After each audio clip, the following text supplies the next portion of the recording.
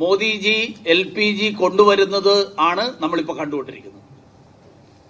അങ്ങേയറ്റം സംഘർഷഭരിതമായിട്ടുള്ള മേഖലയിലൂടെ ഇന്ത്യൻ പതാകയേന്തിയ കപ്പലുകൾ സുരക്ഷിതമായിട്ട് കടന്നു പോരുന്നുണ്ടെങ്കിൽ അതിന് കാരണം നരേന്ദ്രമോദിയുടെ നയതന്ത്ര വിജയമാണ്.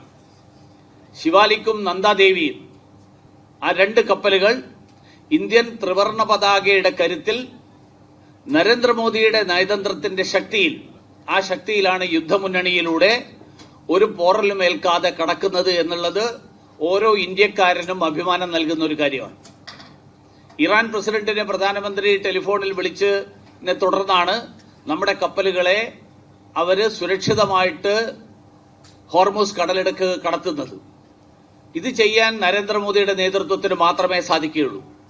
ജയശങ്കർജിയുടെ നേതൃത്വത്തിൽ വിദേശകാര്യ മന്ത്രാലയത്തിന്റെ കഴിവാണ് അതിൽ വ്യക്തമാകുന്നത്. അദ്ദേഹം നിരന്തരമായിട്ട് ഈ മേഖലയിലുള്ള എല്ലാ രാജ്യങ്ങളുടെയും വിദേശകാര്യ മന്ത്രിമാരുമായിട്ട് ബന്ധം പുലർത്തുന്നു, അവരുമായിട്ട് സംഭാഷണം നടത്തുന്നു.